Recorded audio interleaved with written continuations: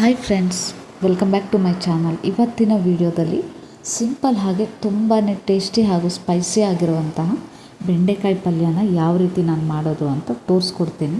ಹಾಗೆ ಯಾರೆಲ್ಲ ನನ್ನ ಚಾನಲ್ನ ಸಬ್ಸ್ಕ್ರೈಬ್ ಮಾಡದೆ ವೀಡಿಯೋಸ್ ನೋಡ್ತಿದ್ದೀರಾ, ಪ್ಲೀಸ್ ಸಬ್ಸ್ಕ್ರೈಬ್ ಮಾಡಿಕೊಂಡು ಪಕ್ಕದಲ್ಲಿರುವಂತಹ ಬೆಲ್ ಐಕನ್ನ ಕ್ಲಿಕ್ ಮಾಡೋಕ್ಕೆ ಮರಿಬೇಡಿ. ಹಾಗಾದರೆ ನಾನು ಈ ಬೆಂಡೆಕಾಯಿ ಪಲ್ಯ ಮಾಡೋದಕ್ಕೆ ಯಾವ ವಿಧಾನದಲ್ಲಿ ಮಾಡಿದ್ದೀನಿ ಅಂತ ತೋರಿಸ್ತಾ ಇದ್ದೀನಿ ಬನ್ನಿ. ಬೆಂಡೆಕಾಯಿನ ನಾನು ಒಂದು 1/4 kg ಆಗುವಷ್ಟು ತೊಗೊಂಡಿದ್ದೀನಿ. ವಾಶ್ ಮಾಡಿದ ಮೇಲೆ ನೀರು ಸ್ವಲ್ಪನೂ ಇರದೇ ಇರೋ ಥರ ಒರೆಸ್ಕೊಂಡು ಕಟ್ ಮಾಡ್ಕೊಳ್ಳಿ.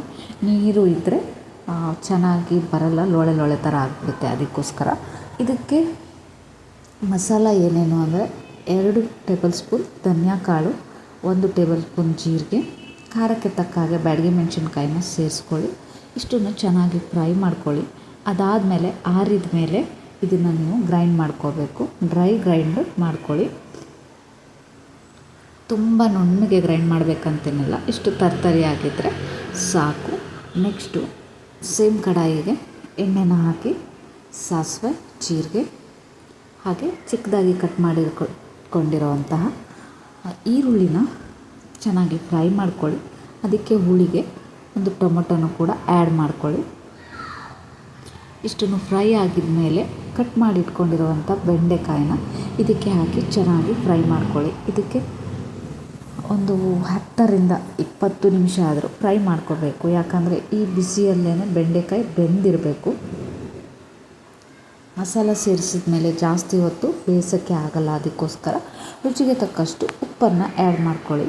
ಅದಾದಮೇಲೆ ನೀವು ಗ್ರೈಂಡ್ ಮಾಡಿಟ್ಕೊಂಡಿರೋವಂತಹ ಮಸಾಲಾನ ಆ್ಯಡ್ ಮಾಡಿ. ಇದು ನಿಮಗೆ ಎಷ್ಟು ಸ್ಪೈಸಿ ಬೇಕೋ ಅಷ್ಟನ್ನು ಆ್ಯಡ್ ಮಾಡ್ಕೋಬೋದು. ಜಾಸ್ತಿ ಆದರೆ ನೆಕ್ಸ್ಟ್ ನೀವು ಪಲ್ಯಕ್ಕೆ ಎತ್ತಿಟ್ಕೋಬೋದು.